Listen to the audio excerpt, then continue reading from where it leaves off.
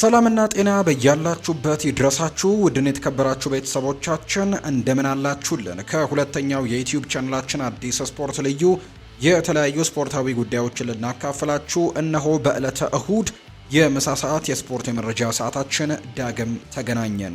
ስለምታደምጡን ቆይታችሁን ከኛ ጋር ስለምታደርጉ እጅጉን ከልብ አድርገን ነው የምናመሰግነው። በዛሬ ፕሮግራማችን በርከት ያሉ ስፖርታዊ ጉዳዮችን ወደ እናንተ እያደረሰን ቆይታን እናደርጋለን። ትልልቆቹ የአውሮፓ ክለቦችን የተመለከቱ እጅግ በርከት ያሉ ስፖርታዊ ጉዳዮች ዛሬ ከጠዋት ጀምሮ ሲነሱ ነበር። ትልልቆቹ የአውሮፓ ሚዲያዎች ያወጧቸውን ስፖርታዊ ጉዳዮችን ወደ እናንተ እያደረሰን ቆይታን እናደርጋለን። እናንተም እስከ ፕሮግራማችን ፍጻሜ ድረስ አብራችሁኝ እንድትቆዩ በአክብሮት ጋብዛለሁ። ቪዲዮአችንን ላይክ፣ ቻናላችንን ሰብስክራይብ እያደረጋችሁ ከኛ ጋር ቆይታን አድርጉ። ከመሸጋገሪያ በኋላ በድጋሚ ተመልሰን እንገናኛለን። ፉአድ ባሩ ፕሮግራሙን እየመራው ቆያለሁ። አብራችሁኝ ቆዩ።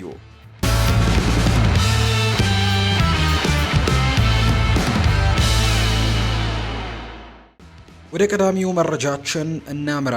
ሊቨርፑል በክረምት የተጫዋቾች የዝውውር መስኮት የባየር ሚኒኩን ሚኬል ኦሊሴን ለማስፈረም ትልቅ ፍላጎት እንዳለው እየተነገረ ነው። ከማንቸስተር ሲቲ እና ከሪያል ማድሪድ ግን ትልቅ ፉክክር ይገጥማቸዋል ተብሎ ይታሰባል። እንደ ፌጂያ ዘገባ ከሆነ ሶስቱም ክለቦች የፈረንሳዩን አጥቂ የሚፈልጉት ናቸው። የጀርመኑ ሻምፒዮን እንዲለቅ ፈቃደኛ የሆኑ እንደሆነ ግን ማየቱ አስደሳች ነው የሚሆነው። ምክንያቱም ይህ ተጫዋች በባየር ሚኒክ በጣም ወሳኝ ከሚባሉ ተጫዋቾች መካከል አንደኛው ነው። ከምርጥ ተጫዋቾቻቸው አንዱ ሲሆን እሱን ማጣት ለክለቡ ትልቅ ጉዳት ነው። የ23 ዓመቱ ተጫዋች በተፈጥሮ እንግዲህ በቀኝ በኩልና በአጥቂ ሚና መጫወት ይችላል። ነገር ግን በሁሉም የሜዳ ክፍሎች ላይ በተለይ በሁለቱ የክንፍ መስመሮች ላይ መጫወት የሚችል እንዲሁም በመሃል ላይ መጫወት የሚችል አይነት ተጫዋች ነው። ኦሊሴ ባለፈው የውድድር ዘመን 20 ጎሎችን አስቆጥሮ 23 ለጎል የሆኑ ኳሶችን አመቻችቶ ማቀበል ችሎ ነበር። ኦሊሴ ሊቨርፑል የመጨረሻው የሜዳ ክፍል ላይ እንዲሻሻል የሚረዱት ቴክኒካዊ ብቃቶች ያሉት የክለቡ ታዋቂ ተጫዋች የሆነው መሐመድ ሳላህ በረጅም ጊዜ ውስጥም የሚተካ ተጫዋችም ሊሆን እንደሚችል በርካቶች ያምናሉ። ግብፃዊው ተጫዋች እንግዲህ አሁን የመጨረሻዎቹ ደረጃ ላይ የገባ ስለሆነ በእግር ኳስ ሕይወቱ እና ምትክ ሊሆን የሚችለው ደግሞ የተጫዋች እንደሆነ በርካቶች እያሰቡ ነው። የቀድሞውን የክሪስታል ፓላስ ኮከብ ማስፈረም ይችሉ እንደሆነ ለሊቨርፑል ማየቱ አስደሳች ነው የሚሆነው። በማንቸስተር ሲቲ ደግሞ በርናርዶ ሲልቫን የሚተካ ምርጥ ተጫዋች ሊሆን እንደሚችል በርካቶች አምነዋል። ፖርቱጋላዊው ዓለም አቀፍ ተጫዋች በመጪዎቹ ወራትም ክለቡን ለቆ እንደሚሄድ በርካቶች እየጠበቁ ነው። ማንቸስተር ሲቲ በዓለም ላይ ካሉ ትልልቅ ክለቦች አንደኛው ሲሆን ተጫዋቹ እንዲቀላቀላቸው ማሳመን ይችሉ እንደሆነ ማየቱ የሚስብ ይሆናል። ሁለቱ የእንግሊዝ ክለቦች በአሁኑ ጊዜ ለማስፈረምም እየሞከሩ ነው። ነገር ግን የስፔኑ ክለብ ሪያል ማድሪድ አጥቂውን ለማስፈረም የሚደረገውን ፉክክር እየመራ ነው። በመጨረሻው የሜዳ ክፍል ላይ ተጨማሪ ጥራትና አማራጮችን ለመጨመር እየፈለጉ ነው። እናም የ23 ዓመቱ ተጫዋች ዓለም አቀፍ ደረጃውን የጠበቀ ተጫዋች ስለሆነ የሚያስፈልጉትን ነገሮች በሙሉ አሉት። በአጥቂ መስመራቸው ላይ ትልቅ ለውጥ ሊያመጣላቸውም ይችላል። ሪያል ማድሪድን የመቀላቀል እድሉ ለፈረንሳዊው አጥቂ በጣም አስደሳች ሊሆንም ይችላል። እናም ከሀገሩ ልጅ ኬሊያን ምባፔ ጋርም እንደገና የመገናኘት እድልንም ያገኛል ተብሎ ነው የሚታሰበው። ሊቨርፑል የማንቸስተር ዩናይትድ ኢላማ የሆነውን የ28 ዓመቱን ተጫዋች ለማስፈረም አጥብቆ ትኩረት እያደረገ ነው። ሊቨርፑል ከዩቬንቱስ ግሌሰር ብሬመንን ለማስፈረም ፍላጎት አለው። ነገር ግን የጣሊያኑ ክለብ እንዲለቅ ፈቃደኛ ግን አይደለም። እንደ ቱቶ ዩቬ ዘገባ ከሆነ ከማንቸስተር ዩናይትድ ፉክክር ይገጥማቸዋል። ሪፖርቱ እንደሚያሳየው ከሆነ ሊቨርፑሎች የ28 ዓመቱን ብራዚላዊ ተከላካይ ለማስፈረም አጥብቆ ትኩረት እያደረገ እንደሆነ ይነገራል። ጂኦቫኒ ሊዮን የኤሲኤል ጉዳት ደርሶበታል። እናም ለብዙ ወራት ደግሞ ከሜዳ ውጪ ይሆናል። ኢብራሂማ ኮናቴ በውድድር ዘመኑ መጨረሻ የነፃ ወኪል ተጫዋች ይሆናል። እናም ሊቨርፑል በተከላካዮች ላይ ኢንቨስት ማድረግ ይኖርበታል። ከክሪስታል ፓላስ ማርክ ጉሂ ጋርም ስማቸው እየተያዘ ነው። ግሌሰን ብሬመን እና ማርክ ጉሂን ማስፈረም ለክለቡ እጅግ በጣም ጥሩ ተጨማሪ ይሆናል። የፕሪሚየር ሊጉ ሻምፒዮኖች በተከላካይ መስመራቸው ላይም ተጨማሪ አማራጮችን መጨመር ይኖርባቸዋል። እናም ሁለቱም ተጫዋቾች በከፍተኛ ደረጃ የመወዳደር ብቃት አላቸው። ሊቨርፑል ዩቬንቱስ ተጫዋቹን እንዲሸጥ ማሳመን ይችል እንደሆነ ማየቱ የሚስብ ነው የሚሆነው። እሱ እንግዲህ ለነሱ በጣም ቁልፍ ተጫዋች ነው። እናም እንዲለቅ ምንም አይነት እቅድ የላቸውም። ሆኖም ግን ሊቨርፑል ለሱ ትክክለኛ ዋጋን ለመክፈልም የሚያስችል ፋይናንስ አለው። ሁኔታው እንዴት እንደሚሆን ማየቱም የሚስብ ይሆናል። በተመሳሳይ ማንቸስተር ዩናይትድ ብራዚላዊውን ተጫዋች ይፈልጋል። ለሃሪ ማጓየርም የረጅም ጊዜ ምትክ ያስፈልጋቸዋል። እናም ልምድ ያለው ብራዚላዊ ተጫዋችም ጥሩ ግዢ ሊሆን ይችላል። እንደ ማንቸስተር ዩናይትድ ላለም ትልቅ ክለብ የመጫወት ብቃትና ልምድም አለው። እናም ፈጣን ተጽዕኖዎችም ሊያሳድር እንደሚችል ጭምር ነው የሚታመነው።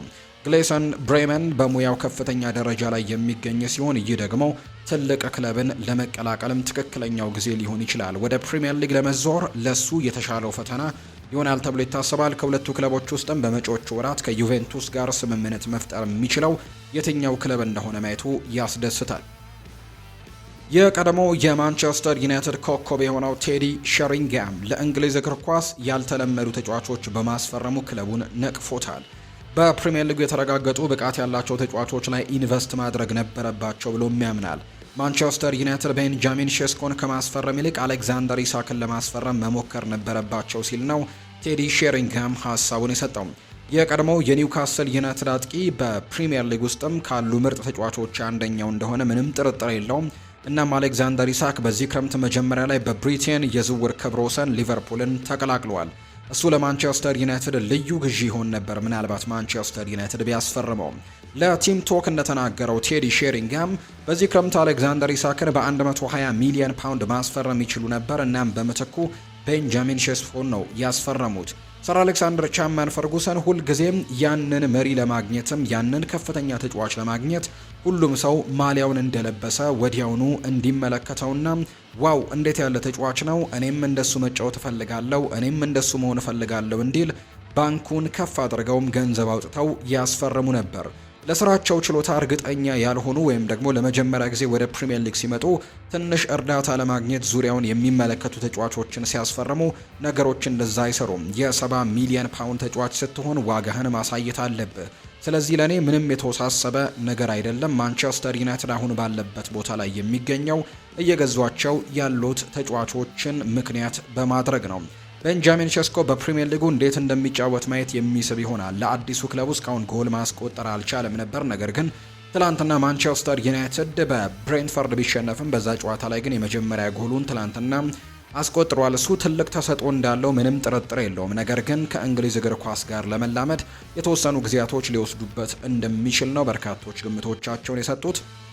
ማንቸስተር ዩናይትድ የውድድር ዘመኑን ደካማ በሆነ መንገድ ነው የጀመረው። እናም በአስቸኳይ መነሳት ያስፈልጋቸዋል። በቅርብ ዓመታት ውስጥም ለትልልቅ ዋንጫዎች መታገል አልቻሉም። እናም ፈጣን ለውጥ ማምጣት የሚችሉ ልምድ ያላቸው ተጫዋቾች ያስፈልጓቸዋል። እንደ ኢሳክ ያለ ተጫዋች ከሴሽኮ ጋርም ሲነጻጸር በጣም የተሻለ ግዢ ነው ሲልም ጭምር ነው የተናገረው። የቼልሲው ኮከብ በሚቀጥለው ክረምት ክለቡን ለቆ እንዳይሄድ እንግዲህ ውል ተፈራረመ። የቼልሲው አጥቂ ኒኮላ ጃክሰን በሚቀጥለው ክረምት ወደ ባየር ሚኒክ በቋሚነት ለመዛወር አስቀድሞ መስማማቱ ተገልጿል። የሴኔጋል ብሔራዊ ቡድን ተጫዋች በዚህ ክረምት ስታንፈርድ ብሪጅን ለቆ ወደ አሊያንዝ አሬና ሄደው በውሰት ውል እንደሆነ ይታወቃል። ይሁን እንጂ ባየር ሚኒኮች 5 ዓመት በሚቆይ ውልም ላይ በተጫዋቹ ጋር አስቀድሞ ስምምነት መደረሱን ቢልድ የተባለው የመረጃ ምንጭ ዘግቧል። ይህም ባየር ሚኒኮች የኒኮላ ጃክሰን የወደፊት እድልን አስቀድሞ እንዳረጋገጠ የሚያሳይ ነው። ኒኮላ ጃክሰን በቼልሲ ምርጥ ብቃቱን ለማግኘት ሲታገል ቆይቷል። ነገር ግን በተወሰነ ደረጃ ውድድር በነበረበት ሊግ ውስጥም እንዲሁም ደግሞ በተለየ የክለብ ባህልና የጨዋታ ዘይቤ ውስጥም ሊያብብ ይችላል ተብሎ ይታሰባል። በአጠቃላይ ይህ ስምምነት ለቼልሲ ጥሩ የንግድ ስራም ይመስላል። ምክንያቱም ገና እንግዲህ ባልተነሳበት ጊዜ በርካሽ ዋጋ አስፈርመውት የነበረውን ተጫዋች አሁን ላይ እንደገና ጥሩ ትርፍ አግኝተው ሊሸጡት ነው። የምዕራብ ለንደኑ ግዙፍ ክለብ በዚህ ክረምት ኖኒ ማንዱዌኬን ወደ አርሰናል ሲሄድም ተመሳሳይ ነገር አድርጓል። እናም በክለቡ ባለቤት ይህንን የቅጥር ሞዴላቸውን ደግሞ እየሰራ መሆኑን የሚያሳይ ምልክት አድርገው እንደሚመለከቱት ነው በእርግጠኝነት መናገር የሚቻለው። አብዛኞቹ የቼልሲ ደጋፊዎች ብዙ ሽያጮችን ማየት ባይፈልጉም ኒኮላ ጃክሰንን በተመለከተ ግን በሰማያዎቹ የመጀመሪያ ቡድን ውስጥም የነበሩትን እድሎች መጠቀም እንዳልተሳካለት ነው አሁን ላይ ግልጽ የሆነው። እሱ በውስጡ ጥሩ ተጫዋች አለ። ነገር ግን የ24 ዓመቱ ተጫዋች በእንግሊዝ እግር ኳስ ውስጥ ስኬታማ ሊሆን ግን አልቻለም። ባየር ሚኒክ አሁን ላይ ከሱ ጋር ምርጡን ለማግኘት እንደሚችሉ ተስፋ ያደርጋሉ። እናም በአጥቂ መስመሩ ላይ ማጠናከርን በተመለከተም የበለጠ ስራ መሰብም ሊያስፈልጋቸው እንደሚችል ነው እየተገለጸ የሚገኘው። የቢልድ ዘገባ ደግሞ ስለ ሃሪ ኬን የባየር ሚኒክ የወደፊት እድል ግምት ውስጥ ያስገባ ነበር። ስለዚህም ደግሞ ይህ የባቫሪያኑ ግዙፍ ክለብም የአሁኑ ግብ አስቆጣሪያቸውን ለመተካትም ብዙ ጥራት ያላቸው ወጣት አጥቂዎችን እንደሚያስፈልጋቸው ሊያደርግ ይችላል ተብሎ ነው የሚታሰበው። የማንቸስተር ዩናይትድ ኮከብ ጉዳት ደረሰበት እየተባለ ነው። የዘሰን ጋዜጠኛ ሳሙኤል ሉሃረስት እንደዘገበው ማዝራዊ ከብሬንትፈርድ ጋር ትላንትና ባደረጉት ጨዋታ ላይ በዛ ዝግጅት ወቅት ነው ጉዳት እንደገጠመውና በዩናይትድ ስልጠና ላይም አልታየም። ይህም ወጣቱ እንደተናገረው ከሆነ ይህ ተጫዋች በዚህ ቡድን ውስጥ እስከ ኢንተርናሽናል ብሬክ ድረስ ማገልገል እንደማይችል ነው። ሳሙኤል ሉሃረስት እንደተናገረው ከሆነ ለመረጃው ቅርብ ነው። ማዝራዊ በማንቸስተር ዩናይትድ ስልጠና ላይ አልታየም። ስለዚህም ደግሞ ይህንን ተጫዋች በመተካት ደግሞ ሳም ማዘር ወደ ስልጠናው ተመልሷል። በዋነኝነት ክንፍ አጥቂ ነው። ስለዚህም በ3-4-2-1 የስልጠና ጨዋታዎች ላይም የማዝራዊን ቦታ ለመሸፈን የተመረጠ ነው። ሩበን አሞሪም ማዝራዊ የአካል ብቃት ሁኔታው ደረጃን የመስጠት እድሉ ከፍተኛ ነው ሲልም ጭምር ነበር እየተናገረም የሚገኘው። ስለ ጉዳቱ ክብደት እስካሁን ምንም አይነት ይፋዊ መግለጫ ባይሰጥም፣ ነገር ግን ተጫዋቹ እስከ ኢንተርናሽናል ብሬኩ ይመለሳል ተብሎ አይጠበቅም። የማዝራዊ አለመኖር በዩናይትድ ቀኝ መስመር ላይ ጫናን ይፈጥራል። እሱን ማጣት ለጊዜውም ቢሆን አሰልጣኙ የቡድኑን አስተላለፍ እንደገና እንዲያስብ ወይም ተተኪ ተጫዋቾች ላይ እንዲያስብ ያደርገዋል። ምክንያቱም አሁን ላይ አማድ ዲያሎም በትላንትናው ጨዋታ ላይ እንዳልነበር ይታወሳል። ነገር ግን ዲየጎ ዳሎ ከጉዳት ተመልሷል። የማዝራዊ አለመኖር ቅድመ ጥንቃቄ ነው ወይስ ደግሞ ይበልጥ ከባድ የሆነ ችግር አመለካች ነው መሆኑን የሚል እንግዲህ ጥያቄዎች ሲነሱ ነበር። ነገር ግን ተጫዋቹ እስከ ኢንተርናሽናል ብሬክ ድረስ ይህንን ቦታ ማገልገል እንደማይችል ነው የተረጋገጠው። የአርሰናል ባለሙያ ቻርልስ ዋትስ ክለቡ በሲቪያው አማካይ ሉሲያን አጉሜ ላይ ስላለው የዝውውር ፍላጎት መረጃን አውጥቷል። የ23 ዓመቱ ተጫዋች በላሊጋ ጥሩ ብቃትን ያሳየ ሲሆን በቅርቡም ባቀረቡት ዴይሊ ሜል ላይ ዘገባ ላይም እንደተገለጸው ለአርሰናል እና ለማንቸስተር ዩናይትድ ኢላማ እንደሆነ ነው እየተነገረም የሚገኘው። ጋዜጠኛው ዋትስ እንደተናገረው ከሆነ ስለ ሉሲያን አጉሜ ዝውውር ጥያቄ በጠየቀበት ወቅትም የፈረንሳይ ከ21 ዓመት በታች ቡድን ዓለም አቀፍ ተጫዋች በአርሰናል ክትትል እየተደረገበት እንደሆነ ነው እየተገለጸ የሚገኘው። በአሁኑ ሰዓት የሰሜን ለንደኑ ግዙፍ ክለብም በቅርቡ ለሉሲያን አጉሜ ዝውውርም ያደርግ እንደሆነ በእርግጠኝነት ለማወቅም አስቸጋሪ ቢሆንም በዛ ቦታ ላይ ግን ከክሪስቲያን ኖርጋርድ የበለጠም የረጅም ጊዜ አማራጭ ሆኖም ሊታይ ይችላል። ቻርልስ ዋትስ ስለ ሉሲያን አጉሜ ወደ አርሰናል በሚያደርገው የዝውውር ወሬ ላይ ሲናገር ስለ ሉሲያን አጉሜ እና አርሰናል ሲወያይ ዋትስ እንዲህ ነበር ያለው። ሉሲያን አጉሜ ከአርሰናል ጋር እየተያዘ ያለ ተጫዋች ነው። በክረምቱ ተመልክተውት የነበረ ተጫዋች ነው። ነገር ግን በመጨረሻ ጆርጂኒዮ በመልቀቁ ቡድን ውስጥ የተፈጠረውን ክፍተት ለመሙላትም ክሪስቲያን ኖርጋርድን ነው ማስፈረምን ምርጫቸው ያደረጉት። አሁን ደግሞ ኖርጋርድ የረጅም ጊዜ መፍትሄ አለመሆኑ ግልጽ ነው። ስለዚህ ጆርጂኒዮ ለቡድኑ ያመጣውን ልምድና የአመራርም ለመተካት የመጣ ልምድ ያለው አማካይ ነው። ስለዚህም እንደ ሉሲያን አጉሜ ያለ ሰው ክትትል ስር ይቆያል። በመጪዎቹ 2 ዓመታት ውስጥም የአማካይ መስመራቸውን ለማደስ አማራጮቻቸውን ክፍት አድርገው ስለሚይዙ ክለቡ ባዘጋጀው የወጣት አማካይ አማራጮች ዝርዝር ውስጥም ይሆናል። በቅርብ ጊዜያት አርሰናል ከላሊጋ ያስፈረማቸው ተጫዋቾች ብዙ ስኬት እንዳመጡ ተመልክተናል። ከጥቂት ዓመታት በፊት ማርቲን ኦዴጋርድ ከሪያል ማድሪድ እና ቶማስ ፓርቴ ከአትሌቲኮ ማድሪድ ተቀላቅለዋል። ሁለቱም ቁልፍ ተጫዋቾች ሆነው ነበር። በተጨማሪም በቅርብ ጊዜ ማርቲን ዙቤሜንዲ፣ ሚኬል ሜሪኖ እና ክሪስቲያን ሞስኩዌራም የፈረሙ ናቸው። ስለዚህ ምናልባት ሉሲያን አጉሜ ቀጥሎ የሚመለከቱት ተጫዋች ሊሆን እንደሚችል ነው ግምቶች እየወጡ የሚገኙት። አርሰናል ሉሲያን አጉሜንና ታኬፉሶ ኩቦንም ለማስፈረም ለቡድኑ ተጨማሪ ጥራትና አማራጮችን ለመጨመርም እየፈለገ ነው። እንደ ፌጂያስ ዘገባ ከሆነ አርሰናል ሁለቱንም ተጫዋቾች ለማስፈረም ተስፋ አድርጓል። እናም ዝውውሩ እንዲሳካ 66 ሚሊዮን ፓውንድ ለማውጣትም ፈቃደኞች ይሆናሉ። ከሲቪያና ከሪያል ሶሴዳድ ጋር ስምምነት መፍጠር ይችሉ እንደሆነ ማየቱም የሚስብ ነው። ሁለቱም ተጫዋቾች በየክለቦቻቸው ጥሩ እንቅስቃሴን አሳይተዋል። እናም ደግሞ ለአርሰናልም ጠቃሚ ግዢዎች ሊሆኑ ይችላሉ። ሁለቱ ተጫዋቾች የፕሪሚየር ሊጉን ክለብም የመቀላቀል ሀሳብ ይማርካቸዋል። ብቃታቸውን በከፍተኛ ደረጃ ላይ ለማሳየትም ትልቅ እድል ይሆናል። ሁለቱም ተጫዋቾች ባለፈው ጊዜ ወደ ፕሪሚየር ሊጉ ከመዛወር ጋር ስማቸው ተያይዞ ነበር። እናም ሁኔታው እንዴት እንደሚዳበር ወደፊት የሚታይ ነው የሚሆነው።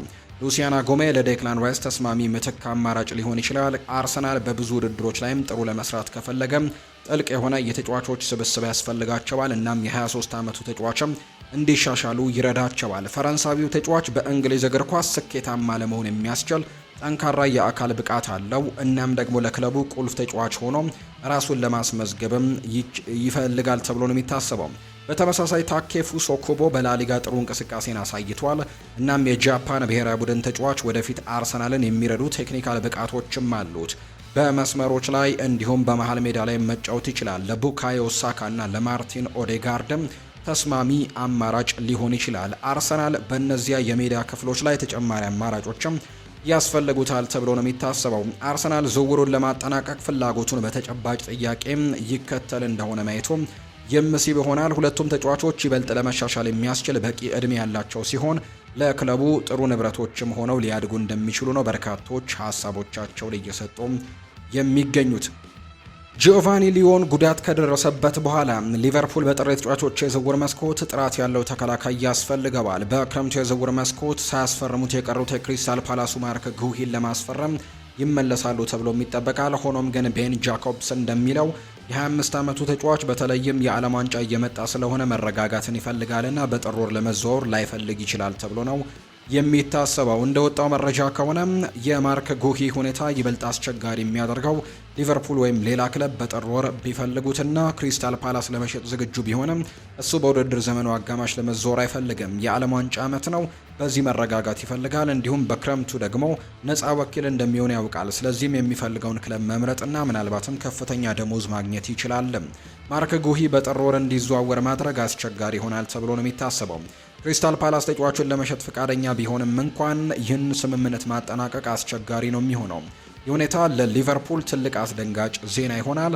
የጣሊያን ተጫዋች ጉዳት ከደረሰበት በኋላ ሌላ ተከላካይ በጣም ያስፈልጋቸዋል። ማርክ ጉሂ ግሩም የሆነ ተጨማሪ ሊሆን ይችላል። በሊቨርፑል ፈጣን ለውጥን ማምጣትና እንዲችሉ መርዳትም የሚችል አይነት ተጫዋች ነው። የፕሪሚየር ሊጉ ሻምፒዮኖች ተጫዋቹን በጥር ወርም እንዲዘዋወር ማሳመን ይችሉ እንደሆነ ማየቱ የሚስብ ነው የሚሆነው። በክረምቱ ከእሱ ጋር ስምምነት ላይ ደርሰው ነበር። እናም ተጫዋቹ የሕክምና ምርመራውንም አጠናቆ ነበር። ተከላካዩ በጥር ወር ሊቨርፑልን ለመቀላቀል ፈቃደኛ ካልሆነ በፍጥነት ሌሎች አማራጮችን መፈለግ አለባቸው። ባላቸው 3 ተከላካዮች ብቻ ሙሉን የውድድር ዘመን ማጠናቀቅ በቀላሉ አይችሉም። ቤን ጃኮብስ ተጫዋቹ በክረምቱ የዝውውር መስኮትም ነፃ ወኪል እንደሚሆን ያምናል። እናም ያ በጥር ተጫዋቾች የዝውውር መስኮትም ለመዘዋወር የሚወስነው ውሳኔ ላይ ተጽዕኖም ሊያሳድር ይችላል። ለመጠበቅም ከወሰነ እንደ ነፃ ወኪልም ትልቁን ሊያገኝ ይችላል ተብሎ ነው አሁን ላይ የሚጠበቀው። ባርሴሎና ከማንቸስተር ዩናይትድ ኮቢ ማይኖን ለማስፈረም ፍላጎት አላቸው። እናም በመጪዎቹ ሳምንታት ውስጥም ከእንግሊዙ ክለብ ጋር ንግግሮችን ያደርጋሉ። እንደ ፌጂያ ዘገባ ከሆነ የ20 ዓመቱ ተጫዋች ለጋቪ እንደ ምትክ አድርገውም እየተመለከቱት ነው። የስፔኑ አማካይ በአሁኑ ወቅትም በከባድ ጉዳት ከሜዳ ውጭ ሆኗል። እናም ባርሴሎና አማራጭም ይፈልጋል። የማንቸስተር ዩናይትድ ወጣት ተጫዋች ተስማሚ ግዢ ሊሆን እንደሚችል በርካቶች ያምናሉ። ኮቢ ማይኖ በማንቸስተር ዩናይትድ መደበኛ የመሰለፍ ጊዜን ለማግኘት ሲታገል ቆይቷል። እናም በክረምቱ የዝውውር መስኮት ክለቡን ለቆም ይሄዳል ተብሎም ተያይዞ ነበር።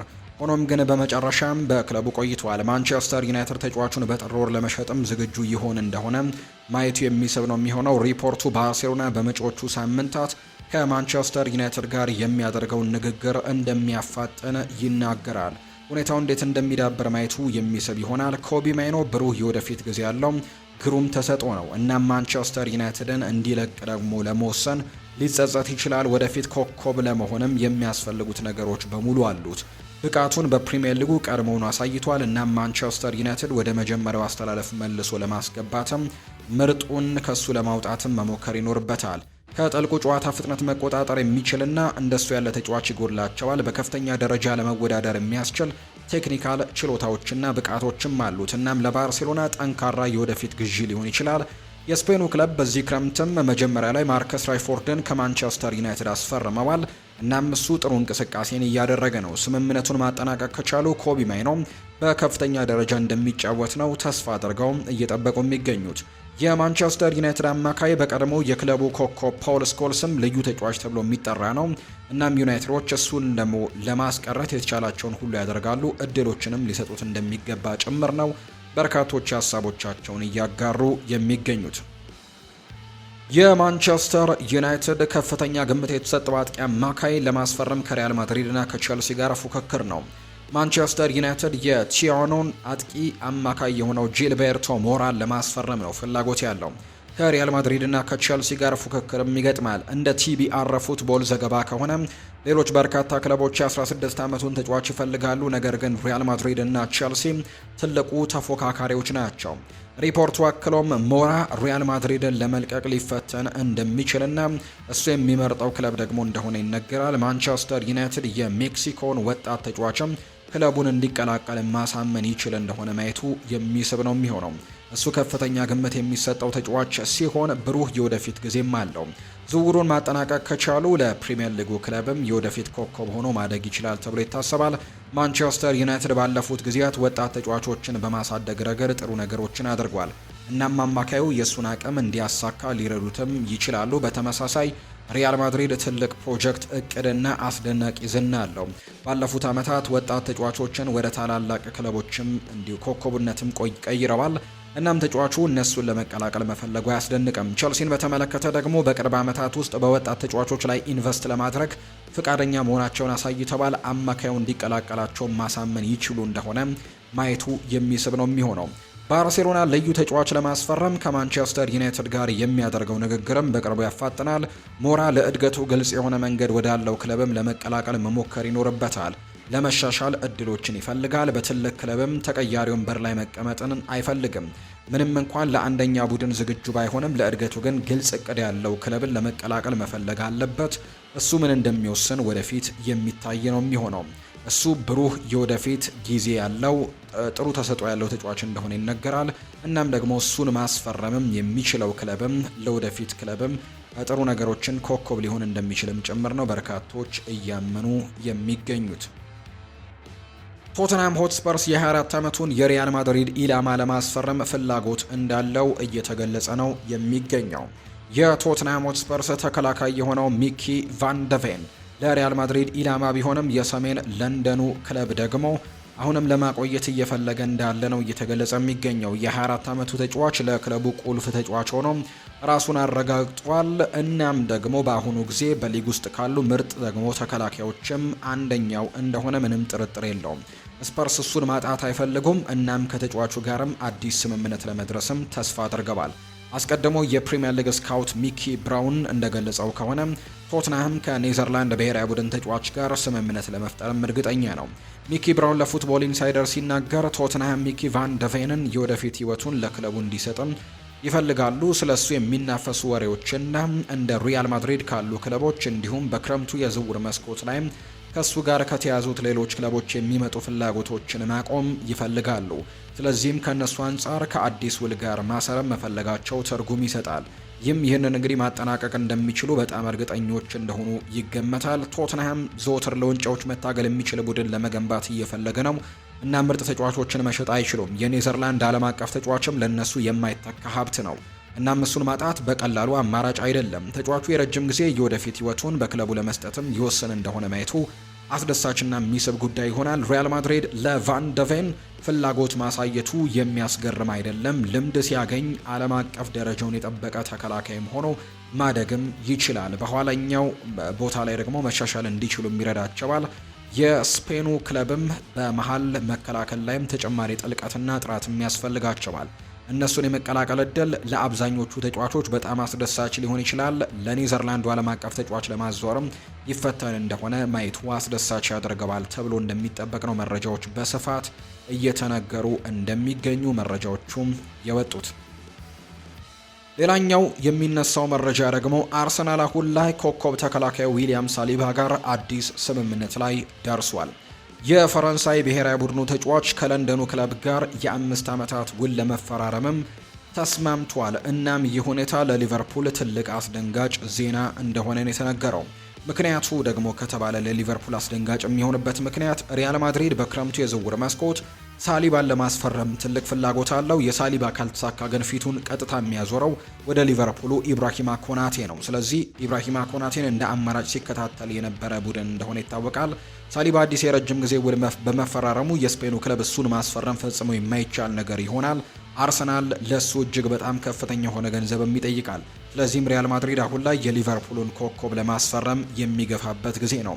ኢብራሂማ ኮናቴ በክረምቱ የነፃ ወኪል ይሆናል። እናም በተመጣጣኝ ገንዘብም ሊገኝ የሚችል ነው። ሪያል ማድሪድ ተከላካዩን በነፃ ዝውውር እንዲቀላቀላቸው ማሳመን ይችሉ እንደሆነ የሚታይ ጉዳይ ይሆናል። የዝውውር መስኮቱ በጥር ወር ሲከፈት ከተጫዋቹ ጋርም ቅድመ ውል ስምምነትም መፍጠር ይችላሉ። ማርክ ብሩክስ በዴይሊ ሜል እንደተናገረው ከሆነ ሊቨርፑል ከፈረንሳይ ብሔራዊ ቡድኑ ተጫዋች ጋር አዲስ ስምምነት ለመፈራረም ተስፋ አልቆረጠም። ነገር ግን እስካሁን ምንም አይነት ስምምነት ላይ ግን አልደረሱም። እናም ደግሞ በክለቡ ውስጥ የተወሰነ ተስፋ ቢኖርም ስለ ሳሊባ ያለው የቅርብ ጊዜ ሁኔታ ግን በአንፊልድ ውስጥ ያሉ ሰዎችን እንግዲህ አሁን ላይ ጊዜ አሳጥቷቸዋል። ሊቨርፑል በቅርቡ ትሬንት አሌክዛንደር አርኖልድን በነፃ ዝውውር ወደ ሪያል ማድሪድ ሸኝቶታል። ታሪክ እንዲደገም አይፈልጉም። ኢብራሂማ ኮናቴ ለሊቨርፑል ቁልፍ ተጫዋች ነው። እናም እሱን ማጣት ደግሞ ለክለቡ ከባድ ጉዳት ይሆናል። እነሱም ቢሆኑ በተከላካይ ክፍላቸው ውስጥም በቂ አማራጮች የሏቸውም። እናም የፈረንሳይ ብሔራዊ ቡድን ተጫዋችን ማጣት ቡድኑ በከፍተኛ ሁኔታ ያዳክመዋል። በተጨማሪም ቁልፍ ተጫዋቾችን በተከታታይ በነፃ ዝውውር ማጣትም ለክለቡ አደገኛ ቅድመ ሁኔታን ይፈጥራል። ሁኔታው እንዴት እንደሚሆን ማየቱ አስደሳች ይሆናል ተብሎ እንደሚጠበቅ ነው መረጃው በትልቁ እያጋራም የሚገኘው። ውድና የተከበራችሁ ቤተሰቦቻችን ለዛሬ ያዝንላችሁ አዳዲስ ስፖርታዊ ጉዳዮቻችን እነዚህን ነው የሚመስሉት። ስላደመጣችሁን፣ ስለተከታተላችሁን ቆይታችሁ በሙሉ ከኛ ጋር ስለነበር እጅጉን ከልብ አድርገን እናመሰግናለን። ፉአድ ባህሩ የዛሬውን ፕሮግራም እየመራው ከእናንተ ጋር ቆይታን አድርግ ያለው። በቀጣይ ፕሮግራሞቻችን ሌሎች ስፖርታዊ ጉዳዮችን ሌሎች አዳዲስ መረጃዎችን አካተን በሁለተኛው የዩቲዩብ ቻናላችን አዲስ ስፖርት ልዩ በድጋሚ የምንገናኝ ይሆናል። ስለተከታተላችሁኝ ስላደመጣችሁኝ ግን ከልብ አድርጌ ነው የማመሰግናችሁ። በሌሎች ፕሮግራሞቻችን እንገናኛለን። መልካም ጊዜ እንዲሆንላችሁ በአክብሮት ተመኘው።